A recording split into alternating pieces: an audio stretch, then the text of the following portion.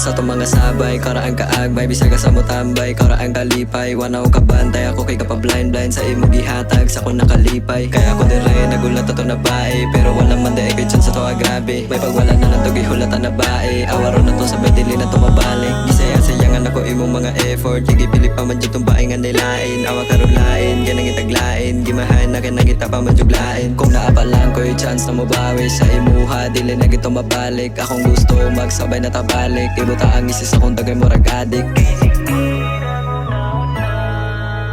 Sa tong kagahapon nga lisod na kay balik, kung bisag wala na kita, nganong ikaw gyapon akong gipangita. Kay sige ranunahuna, sa tong kagahapon nga lisod na kay balik, kung bisag wala naman ang kita, nganong ikaw gyapon akong ipangita.